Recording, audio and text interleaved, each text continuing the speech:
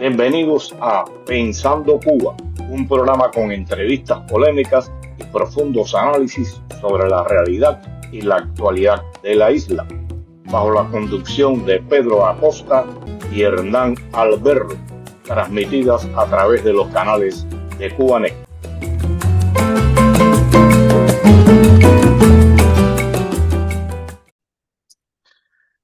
Tengan todos muy buenas tardes y bienvenidos a esta emisión de Pensando Cuba. Me acompaña como siempre desde Madrid mi amigo y colega Hernán Alberro, y acá desde Miami les habla Pedro Acosta. ¿Cómo estás, Hernán? ¿Qué tal, Pedro? ¿Cómo estás tú? Bien, bien, bien. Hoy vamos a tratar un tema que duele, bueno, como todos los temas de Cuba. ¿Qué tema de Cuba no duele? Y es la situación del adulto mayor. Pero antes de presentar a nuestros invitados, quiero decir algo. No es nuevo. Recuerdo en el año 93, hace 30 y tantos años, a mi suegro, que ganaba 99 pesos de retiro, le asignaron una casa. Se la ganó, le dio el gobierno, como les gustaba decir a ellos. Y no se la dio, se la vendió. Y de los 99 pesos, pagaba 33.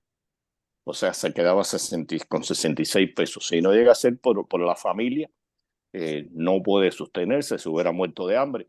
Conozco muchos casos en esa situación, salvo excepciones, tal vez retirados de la FARC que tenían un salario elevado. El resto de los jubilados cubanos necesitaban y necesitan hoy más que nunca del apoyo de sus familiares. Y bueno, en ocasiones ni sus familiares lo pueden ayudar, como está la situación en Cuba. Y bueno, para hablar de este tema, contamos con la presencia de Iliana Álvarez, directora de Alas Tensas. ¿Cómo estás, Iliana? ¿Qué tal? Mucho gusto, Pedro y Hernán, por haberme invitado y compartir con mis colegas de otros observatorios. Encantado de que estés acá. También contamos con la presencia del colombiano Sergio Ángel Vaquero del programa Cuba de la Universidad Sergio Arboleda de Colombia. ¿Cómo está, Sergio? Hola Pedro, un gusto acompañarles, un gusto compartir nuevamente también con Jaxis y con Iliana y por supuesto siempre es un gusto vernos también nuevamente con Hernán. Bueno, y dejé por último a Yaxis, un amigo ya cotidiano en nuestros programas, director de estrategia del Observatorio Cubano de Derechos Humanos. ¿Cómo estás, Yaxis?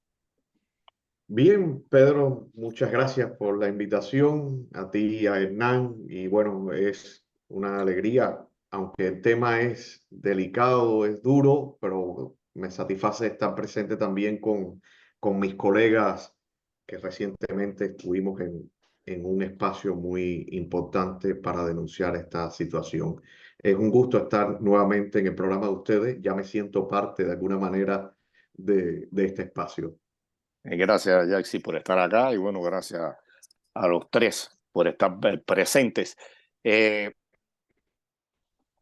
pasado lunes de noviembre, 4 organizaciones participaron en el 191 periodo de las sesiones de la Convención Internacional de Derechos Humanos y presentaron un informe sobre la crisis humanitaria que enfrenta la población mayor cubana, los mayores, las personas mayores de 60 años.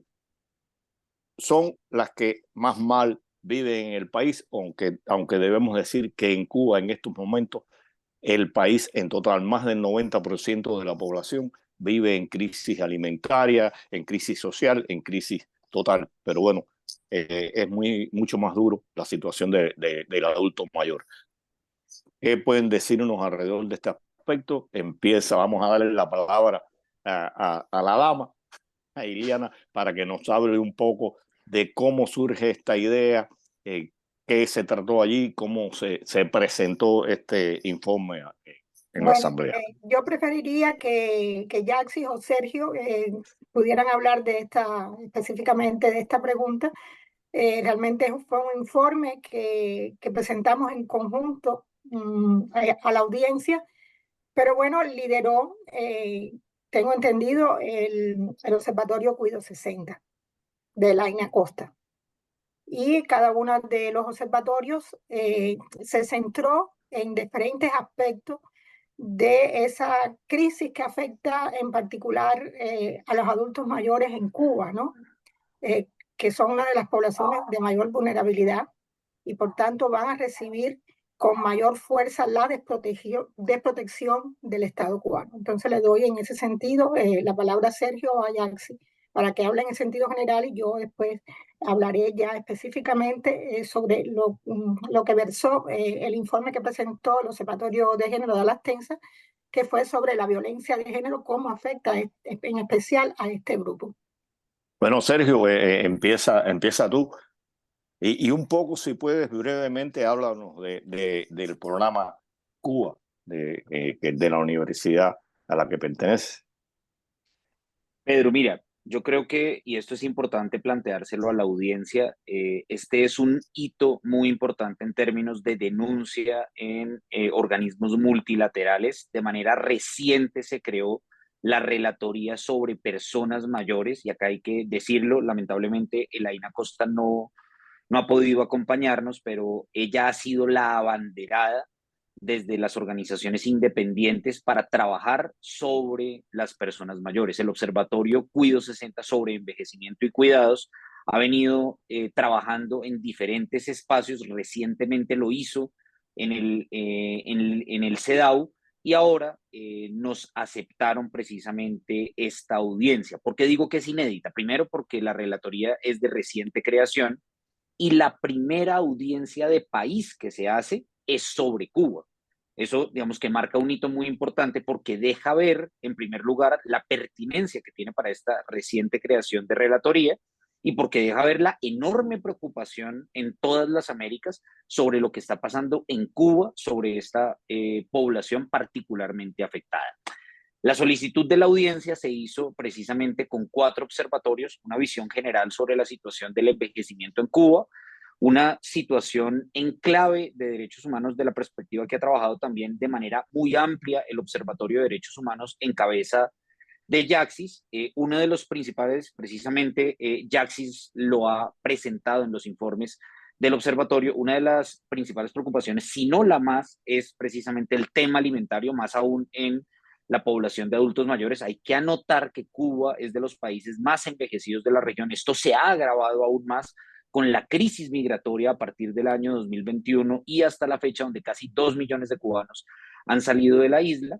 Y en ese orden de ideas, Food Monitor, como un observatorio encargado de la observación de la seguridad alimentaria en Cuba, también hace su aporte. Y por supuesto, en clave de género, el Observatorio de Género de Alas Tensas, liderado por Ileana.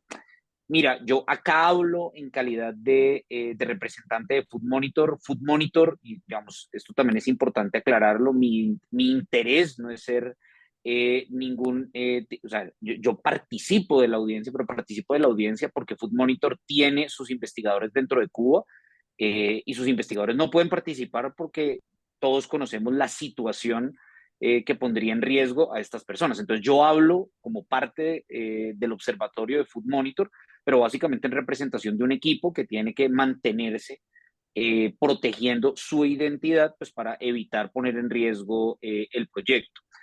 El observatorio no tiene que ver directamente con el programa Cuba. El programa Cuba es un programa académico que abre espacio para interlocución entre académicos cubanos e intelectuales colombianos. Entonces, si quieres esto, sí lo dejamos un poco al margen porque creo que lo que realmente acá importa es sobre todo el diagnóstico que se hace en clave de estos observatorios, que son una iniciativa de una red de observatorios, que es la red de observatorios independientes. En esta ocasión trabajamos estos 4 observatorios, pero hemos tenido iniciativas mucho más grandes y amplias con todos los demás observatorios. Uno para el CEDAW, recientemente se presentaron 7 informes en donde participaron los demás observatorios y el año pasado un trabajo muy importante donde participaron todos los observatorios y presentamos 15 informes al examen periódico universal.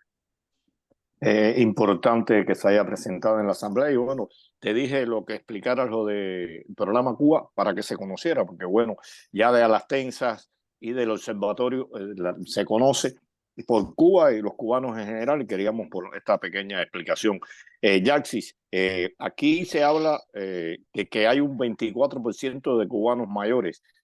Pienso que con la situación actual esto va a ir empeorando y porque, como decía Sergio, la emigración es fundamentalmente de gente joven, se escapa alguna persona mayor, pero pienso que esta cifra va a ir creciendo y es insostenible la situación y el problema demográfico que se presenta en Cuba. ¿Qué pudieras decirnos con relación al informe que presentaron allá y la situación del adulto mayor en Cuba? Sí, en primer lugar, decir que es un hito importante que la Comisión Interamericana de Derechos Humanos haya convocado a esta audiencia para ver el problema de los adultos mayores. Tengamos en cuenta que la Comisión Interamericana ha convocado en años anteriores a diversas audiencias sobre temas de presos políticos, sobre temas de libertad de expresión, es decir, importantes asuntos que afectan a la población cubana, en especial al ejercicio de los derechos civiles y políticos. Pero esta es la primera vez, como decía Sergio e Iliana, que se convoca una audiencia sobre un tema que tiene que ver más bien con los derechos sociales y específicamente con los adultos mayores.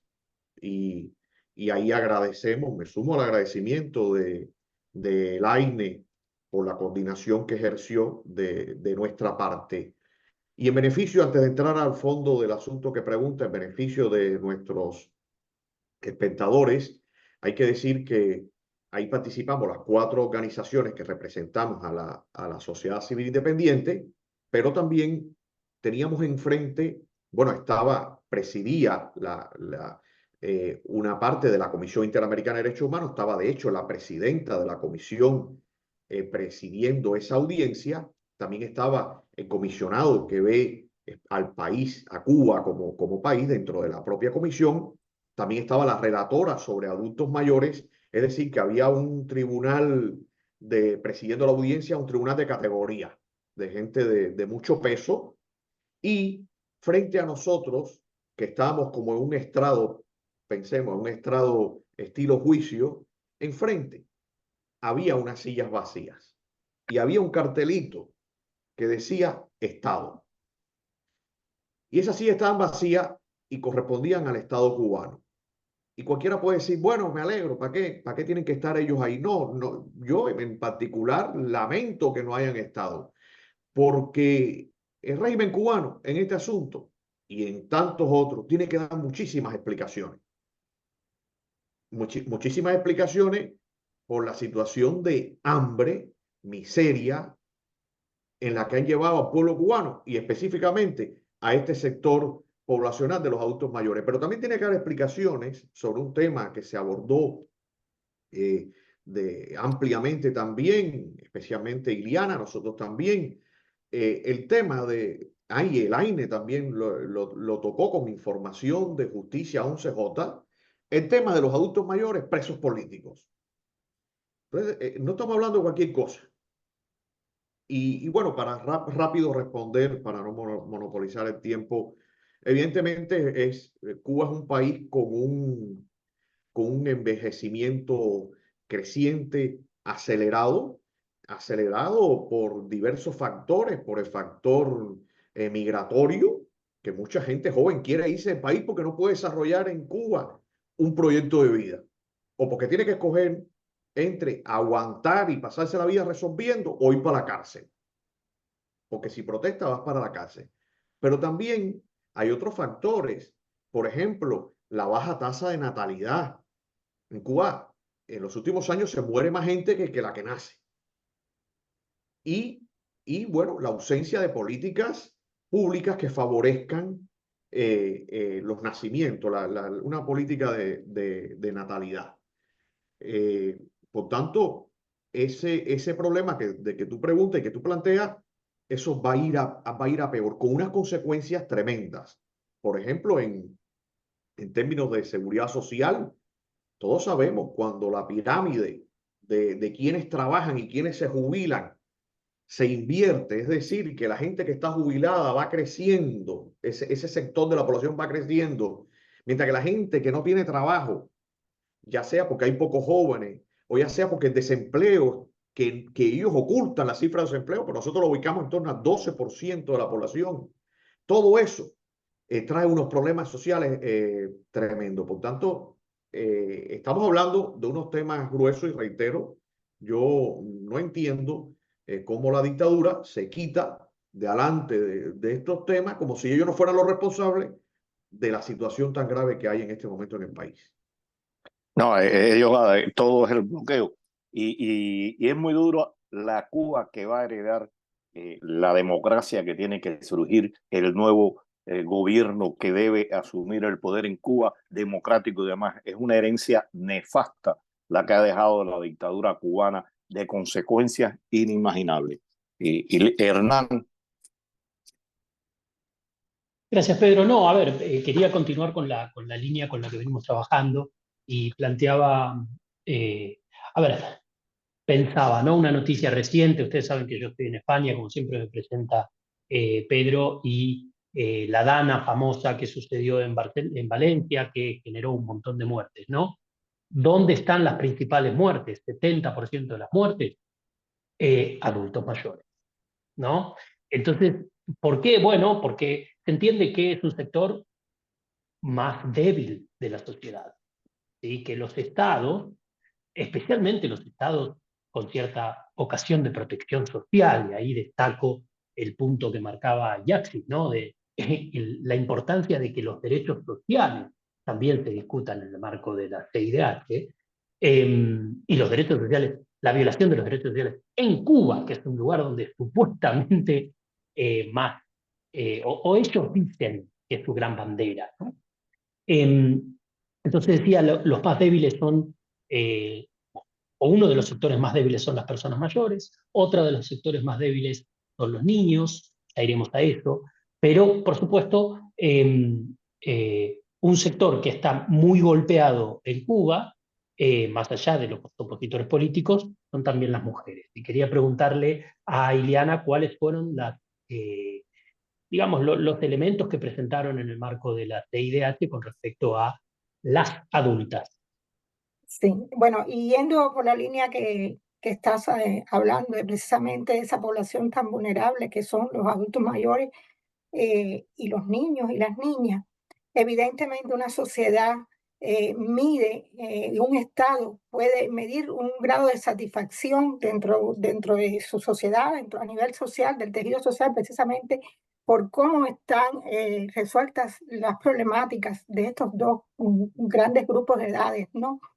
Yo creo que también las democracias se miden por ello, ¿no? Y efectivamente, la dictadura muestra toda su, diríamos, agresividad eh, patentemente, tangiblemente, con la desprotección específica a estos dos grandes sectores de la población que son tan importantes dentro de la población cubana.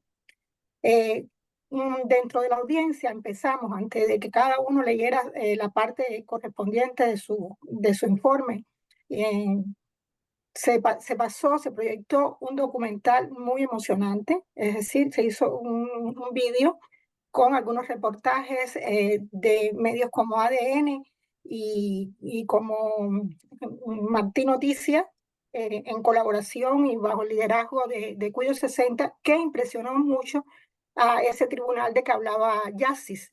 Precisamente quedó impactado porque ellos pueden, es decir, yo lo decía también en una de mis intervenciones, ellos pueden negar y pueden achacarle las culpas a cualquier cosa, a cualquier causa, pueden justificar sus males a través del bloqueo, de los embargos, medidas económicas, como lo llamen, todo, pero realmente la verdad es la que dice, es el testimonio, es la narrativa de la persona que está sufriendo. Y entonces esos testimonios que se proyectaron al inicio de la audiencia calaron hondo porque eran, es decir, nosotros no le estábamos quitando la voz, ellos estaban reflejando ante todos y todos que estábamos presentes ahí el dolor que estaban sufriendo, la dejación por parte del Estado, la situación. Hay un testimonio muy fuerte donde dice, vamos a tener que comer tierra, ¿no? Vamos a tenernos que comer el suelo, la tierra, mostrando el hambre, una fotografía realmente muy impresionante de un concurso que hace Cuido 60, donde muestra precisamente, tú decías que es una población débil. No me gusta utilizar ese término, me gusta más utilizar el término de vulnerables, porque hay una fortaleza también en esa población que es bueno ponerla siempre en justo valor también, porque han sufrido mucho, son muy resilientes y por largas décadas han tenido que enfrentarse a sucesivas crisis y para proveer a su familia y han sobrevivido y han podido, inventándolas, como decimos nosotros los cubanos, inventando de miles maneras la manera de proveer el alimento a los hijos y cuando hace falta la medicina, el medicamento. Y muchas veces son estas adultos mayores que aún están activos, porque precisamente, por ejemplo, y es una de las cosas que decía en mi informe, con datos los datos estadísticos reales, es decir, oficiales, se prevé que para el 2030 el 52,5% de los hogares cubanos estén bajo la tutela, el liderazgo de las mujeres. Y muchas de estas mujeres van a ser adultas mayores. Entonces, sobre ellas va a recaer todo tipo de violencias, y entre ellos la violencia feminicida. El informe nuestro de Observatorio de Género de Ala Extensa estaba, diríamos, sustentado en dos líneas fundamentales. Uno era, sobre todo, en la necesidad de reconocer que la violencia de género, la violencia machista y en particular la feminicida, afecta de manera muy específica a este grupo de edades. ¿Por qué de manera muy específica? Bueno, porque este grupo de edades generalmente tiene menos herramientas para salir de los ciclos de violencia, generalmente sufre la violencia machista de manera callada, en silencio, ni siquiera a veces no tiene de manera de buscar las redes de apoyos, pequeñas redes de apoyos que hay en Cuba, que generalmente son las de las comunidades, los vecinos, porque institucionales no hay apenas.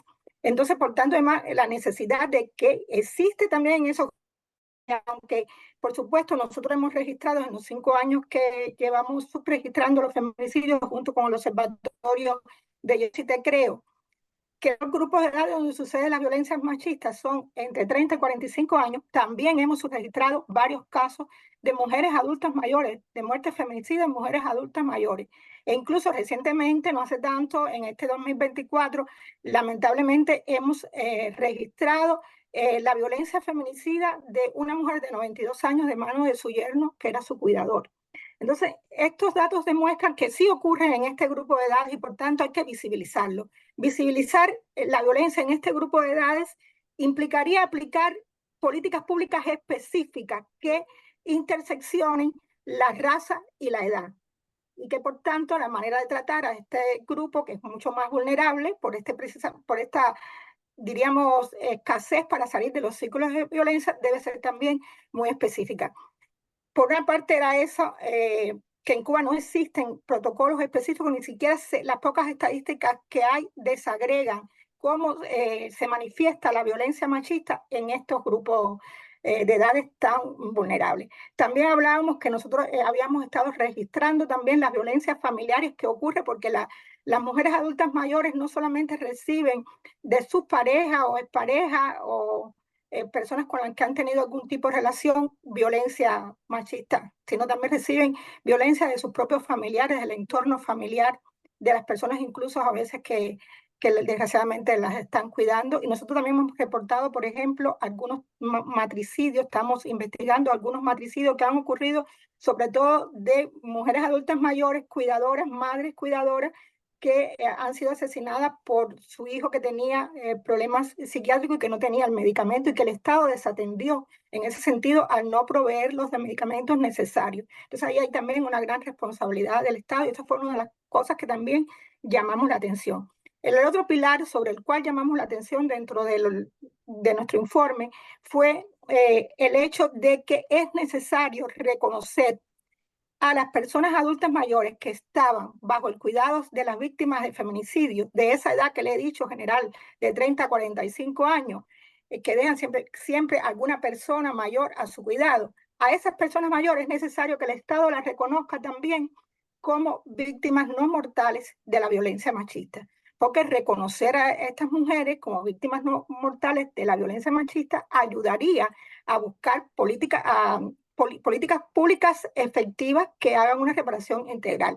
Generalmente, por ejemplo, el Código de la Familia, ni las ayudas, entre comillas, que deberían dar es decir, a las familiares de las personas que han sufrido en el entorno familiar, que han sufrido la violencia machista, que han quedado sin la protección de la persona que las cuidaba, generalmente no le dan ningún tipo de sustento.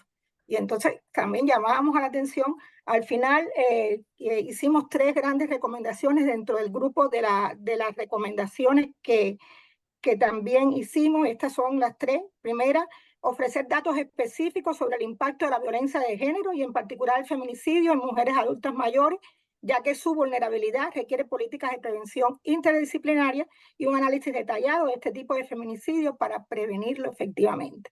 Como segunda, facilitar una reparación integral para las víctimas indirectas de feminicidio, personas mayores entre ellas, que incluyan no solo compensaciones económicas, sino también acceso a servicios esenciales y garantías de no repetición mediante reformas legales y políticas efectivas. Y la tercera recomendación al Estado cubano era reconocer a las personas mayores dependientes de víctimas de feminicidio como víctimas no mortales de la violencia de género para garantizarles una reparación justa e integral. Esas fueron las 3 recomendaciones que nuestro observatorio sumó a las otras recomendaciones de los demás observatorios y que son recomendaciones que se dejan al comité, que deberían llegar, si el Estado hubiera estado de interlocutor, deberían estar, es decir, haber llegado, supongo que se haga llegar de alguna manera al Estado cubano, a ver si, porque yo creo que ese es el gran objetivo, ¿no? Lograr hacer incidencia para que al menos se pueda mover esa inmovilidad que hay en ese estado tan inepto que tenemos, para ver si podemos sensibilizar con un tema tan específicamente sensible como es este de las personas adultas mayores. Mira, hay algo que hay que señalar. Esos adultos de los que estamos hablando, dentro de los cuales me incluyo, son las personas que han atravesado casi en su mayoría los 65 años de dictadura cubana y han visto cómo se ha ido degradando su nivel de vida y el de sus familiares. Sergio, ¿cómo se ha visto internacionalmente este informe? ¿Ha habido una repercusión en general en América Latina, en otros países? Yo creo que es temprano también para ver una repercusión directa del informe, pero yo diría que esto es paulatino. Digamos que el primer impacto directo que uno podría medir, y lo señalaba Jaxis, tiene que ver en concreto con el mismo espacio de la CIDH. Precisamente Roberta Clark, la presidenta de la CIDH, hizo parte de las personas que estuvieron en la audiencia. El hecho de que ella misma haya estado encabezando el comité, creo que hace o muestra un interés manifiesto de entender mucho más la realidad de Cuba. Todo esto porque en este momento se está realizando el informe anual que hace la CIDH sobre derechos humanos en América Latina y el Caribe.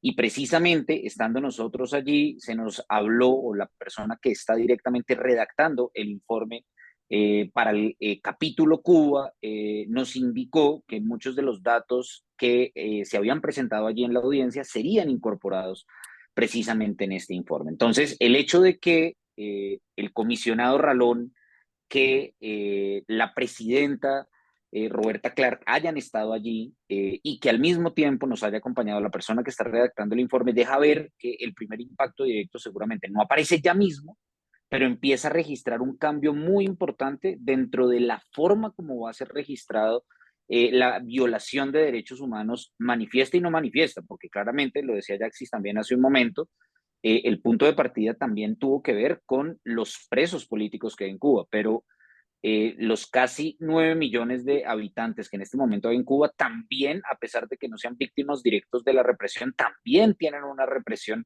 no explícita cuando tienen que hacer una cola, cuando no consiguen sus alimentos, cuando no pueden comer 3 comidas al día mínimamente, cuando tienen un estado ineficiente que no es capaz de responder a un huracán, cuando tienen que pasar más de 100 horas sin luz. Y yo creo que ese fue un énfasis muy importante en el cual todas las personas que participamos de la audiencia lo dejamos allí en claro. Entonces yo creo que ese primer impacto directo va a estar registrado allí en el informe de la Comisión Interamericana de Derechos Humanos. En segundo lugar, toda esta es una semana donde hasta el día de hoy van a estar presentándose diferentes audiencias de diferentes países, pero también audiencias regionales. Hasta el día martes empezaron a aparecer los videos oficiales de estas audiencias, entonces digo que todavía es temprano porque esto tiene un tiempo paulatino en el cual empieza a desplegarse esta información. Entonces, seguramente cuando empiece a verse, por ejemplo, en clave de la relatoría y verse regionalmente el impacto y ver cómo la situación de los adultos mayores comparativamente en Cuba es cada vez más dramática, seguramente allí podrán tener otros impactos. Ahora, acá creo que también hay que hacer un esfuerzo y creo que es de aquí de donde tenemos que seguir trabajando todos los observatorios, pero también el resto de la sociedad civil independiente, llevar toda esta información y todos estos datos a otros espacios, y yo creo que aquí Diario de Cuba hace muy bien en relación con pensarse, y en términos generales todos los medios del espacio independiente cubano, en tomar esta información y multiplicarla hacia adentro de Cuba y hacia afuera de Cuba, para que otros medios también puedan replicar la información que se está registrando. Hernán. Y justamente había pensado preguntarle a Sergio respecto de, porque recuerdo yo he participado en alguna de las audiencias digitales, tiempos de COVID, de CIDH, y recuerdo que un elemento claro, los miembros del comité, digamos, de la comisión, no suelen dar, digamos, apreciaciones, pero uno a través de las preguntas, de los gestos, puede intuir cierta, digamos, respuesta, ¿no? Cierto nivel de, ya sea de interés, ya sea de preocupación, ya sea de ahondar en algún detalle. ¿Cuál fue la sensación de ustedes, la toma quien quiera, luego de la reunión, que como decía Sergio al inicio, ya desde el mismo momento en que se logra un hecho inédito, que es una reunión de la CIDH para discutir un tema vinculado a derechos sociales y específicamente a las personas mayores, en el caso de Cuba, ya reviste de una importancia por sí solo, ¿no? Y desde ya, en ese sentido, felicitarles a ustedes, a Elaine también, que no pudo estar y que se disculpó por el excelente trabajo que realizó. Antes de que conteste cualquiera de ustedes, ¿está sometido a debate este informe? Si de ser así, ¿cuáles fueron las reacciones? Pienso que un poco va con la pregunta que hacía Hernán. Sí, bueno, en respuesta a tu pregunta, sí quería comentarte algo que aquí se aplica en estas audiencias el principio de contradicción, por eso expone la sociedad civil, el Estado también tiene el derecho a responder, el Estado cubano no está presente, pero también quienes presiden la audiencia tienen la oportunidad no solamente de hacer preguntas, sino también de hacer ciertas valoraciones. Entonces, ahí hay que destacar dos cuestiones. Una, la claridad con la que se expresó el comisionado que ve a Cuba como país, el comisionado Ralón, que dejó claro una vez más que la solución o parte de la solución de todos estos problemas que allí denunciamos y de otros problemas que se han denunciado en otras audiencias es que Cuba transite, vive un proceso de transición hacia una democracia. Por tanto, eso se expresó allí por parte de un miembro de la Comisión Interamericana de Derechos Humanos con una claridad tremenda. En segundo lugar, hubo un interés muy importante por, por datos, por pedirnos que abundáramos más en cuestiones que habíamos planteado, porque se dieron muchos datos, se dieron cifras basadas en estudios de las organizaciones presentes, y por tanto eso habló bien. Yo he estado en otras audiencias y yo creo que esta tuvo una calidad tremenda porque hubo datos, hubo denuncias, pero todo con mucho sustento.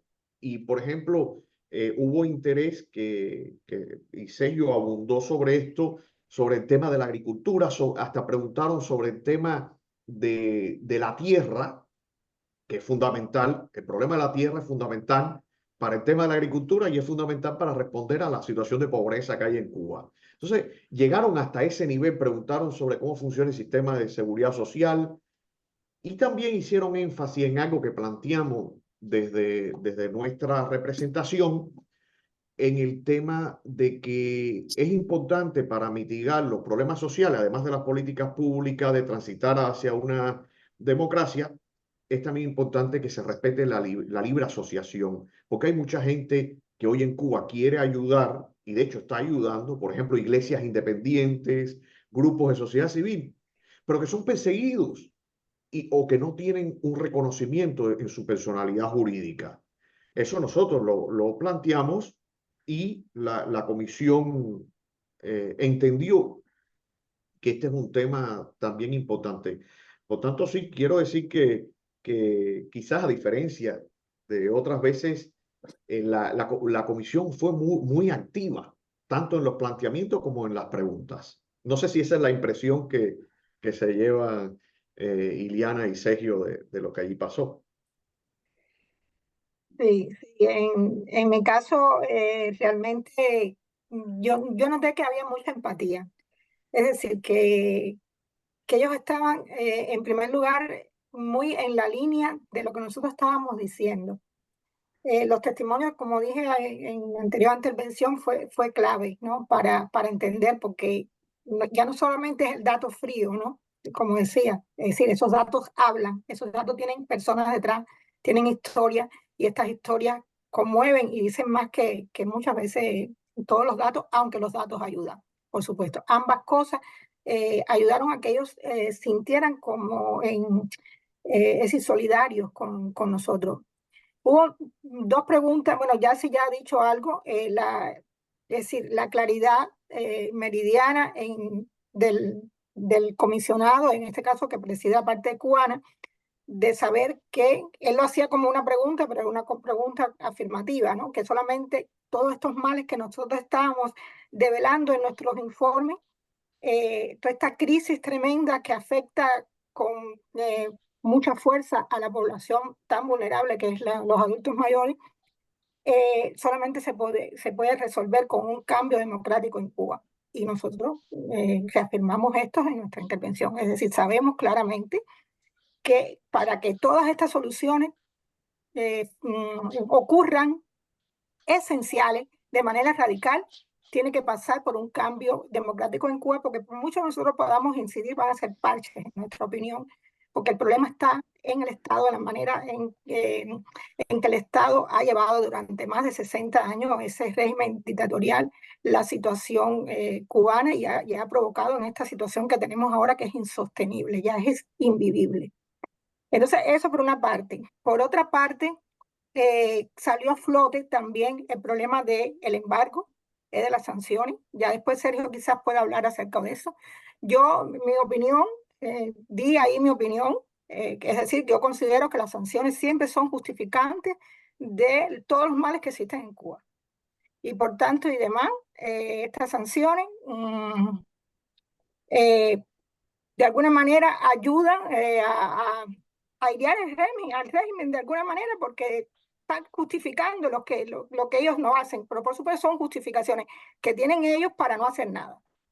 Porque yo ponía el ejemplo que él impide al gobierno cubano crear una ley una ley integral contra la violencia de género, que le impide al gobierno cubano crear casas refugio, ayudar a estas personas mayores que han sido, es decir, que se han quedado sin la cuidadora, ayudar, lo que le impide a ellos hacer ese tipo de cosas, lo cual demuestra de que realmente las sanciones van a justificar esa inacción, esa inoperancia del Estado cubano en la resolución de estos conflictos es decir, que determinan el día a día del cubano. Una pregunta específica, ya antes de dar el paso a Sergio, que a mí me llamó mucho la atención fue que la presidenta, creo que era, ¿no?, que preguntó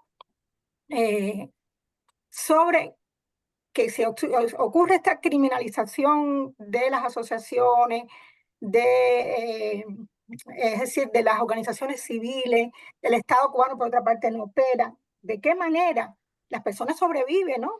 Entonces hablamos en particular de la solidaridad y la naturaleza empática y solidaria de la población cubana, que siempre se ayuda, que siempre colabora, y también hablamos, por supuesto, de la solidaridad que está establecido y se ha organizado desde el exilio cubano y que logra, más allá de el propio bloqueo del régimen, que ese sí es un gran bloqueo, llegar allí, a hacer llegar la ayuda donde se necesite.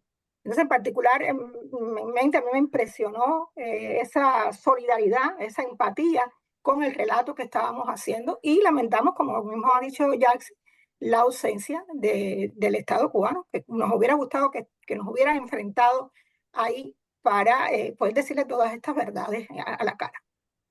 Bueno, antes de darle la palabra a Sergio, ya el Dios Crono nos está marcando. Sergio, sería interesante para nuestra audiencia, para nuestros televidentes, un poco dentro de la respuesta que vas a dar, que nos expliques cómo está constituida esta Comisión Interamericana de Derechos Humanos, si la izquierda está presente, porque eso da una valoración más amplia del impacto que tuvo el informe allí. Gracias, Pedro. Mira, arranco con la pregunta que venían desarrollando Jaxis e Ileana y planteada por Hernán. Yo creo que hay una muy buena recepción por parte de la comisión y particularmente del comisionado y de la presidenta. Las personas que les acompañaban ya eran la secretaria y otra persona también de la comisión, pero quizá los dos funcionarios con el rango más relevante para efectos de Cuba quizá eran el comisionado y la presidenta. Precisamente por las preguntas yo creo que uno puede identificar qué tipo de receptividad hay frente a lo que se planteaba. Nosotros directamente en las intervenciones, vamos que la audiencia se divide fundamentalmente en tres momentos. La primera parte es la que dedica 30 minutos a la sociedad civil, donde se presentan las denuncias y se hace un diagnóstico. La segunda sería el Estado no participa luego, eso es utilizado precisamente por las personas que vienen de la comisión, donde hacen unas intervenciones, hacen sus preguntas y luego viene una etapa de cierre donde se responden a este tipo de preguntas. De ese segundo momento, ¿qué podemos rescatar? Y donde uno puede identificar algunos elementos, sobre todo desde el punto de vista del lenguaje. Recordemos que recientemente en Naciones Unidas se hizo esta votación que históricamente hace todos los años acerca del bloqueo, que tiene más de populista que de real, y acá ni siquiera estamos discutiendo el alcance o no del embargo. Pero que una persona hable de bloqueo o que una persona hable de sanciones o embargo ya nos deja ver más o menos este tipo de aproximación. Y si bien la presidenta hace su intervención en inglés, nunca habla o nunca utiliza la palabra bloqueo para referirse precisamente a las sanciones y al embargo. Eso ya nos deja ver algún tipo de indicio al respecto. No obstante, sí hay una preocupación, un interés sobre tres elementos fundamentales. El primero, todos hemos visto recientemente, y no hay que ser cubano para saberlo, la interrupción de la energía, más de 100 horas de personas que no tienen acceso a la electricidad. Entonces, eso le preocupa precisamente a la comisión y manifiestan, bueno, ¿esto cómo viene? ¿Para dónde va esto? Porque esto parece muy inédito, se ven soluciones de corto plazo. La segunda, que esta ya es una preocupación en materia de derechos humanos, la segunda tiene que ver con, nosotros lo denunciamos y es desde la pandemia ya se venía viendo un recorte del gasto social mientras se iba incrementando el gasto en turismo. Entonces era una preocupación precisamente de cómo operaba este tipo de reducción. Y la tercera, asociada precisamente al embargo. ¿Cuál era la razón que nosotros decíamos plantear si efectivamente era causa del embargo o era causa de las decisiones del gobierno? Nosotros acá decidimos asumir una postura muy clara y es, hay responsabilidad directa del gobierno en lo que está sucediendo en Cuba, particularmente con las personas mayores. Y dentro de la postura que asumió la comisión, creo que hubo una afabilidad frente a este planteamiento. Pero yo creo que acá hay un elemento que hay que seguir pensando, lo discutimos nosotros después de la sesión de la comisión. Y a propósito de la pregunta con la que arrancábamos, les anuncio, nosotros desde Programa Cuba acabamos de terminar, esperamos que salga para el próximo año un libro sobre las sanciones.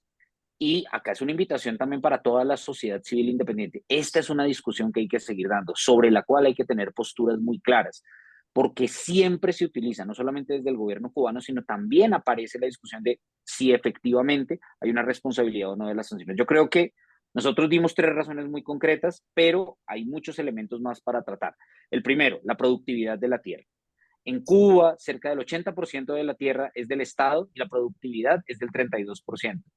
Solamente el 13% es de los privados y tiene una productividad del 36%. Contundente, ¿sí? Es decir, el Estado es increíblemente ineficiente en el caso cubano.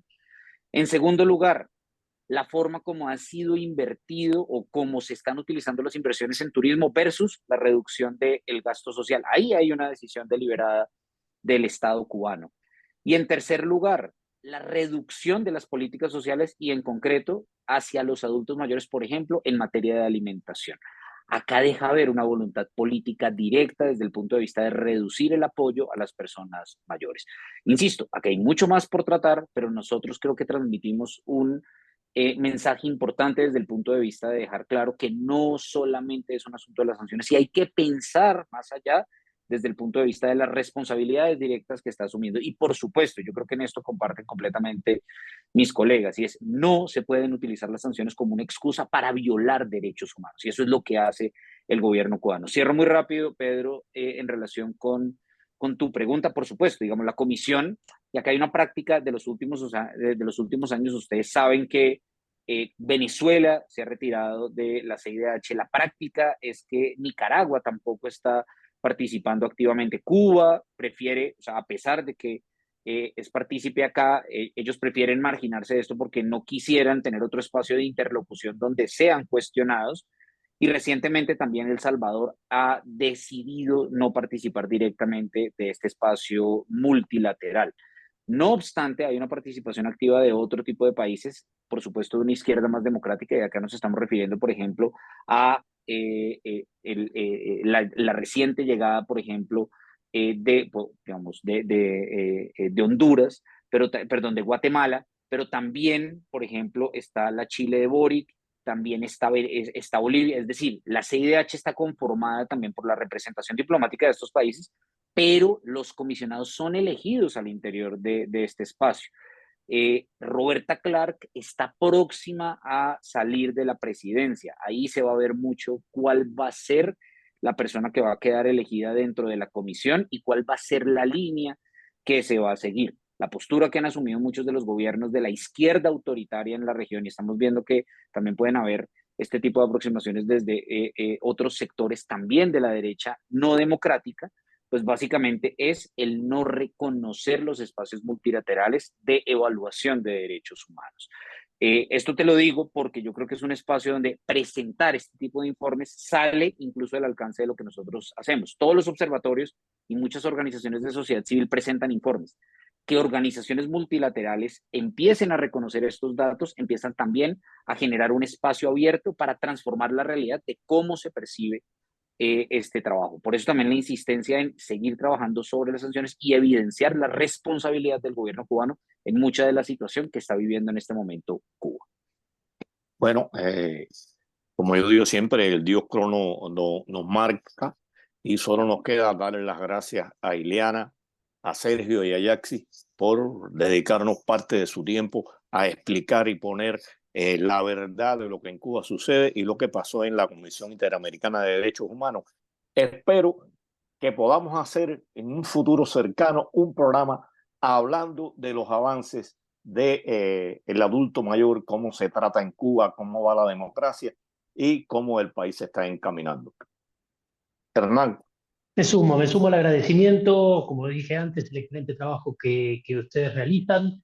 Como decía en un momento, ojalá puedan sumar otros derechos sociales y sean recibidos por la CIDH con otros aspectos, niñez, discapacidades y demás, que sé que son ámbitos que también los preocupan y también han estado trabajando. Y a nuestra audiencia le dejamos la invitación hecha para el próximo sábado, 5:30 de la tarde, por los canales de Cubanet, para continuar pensando Cuba.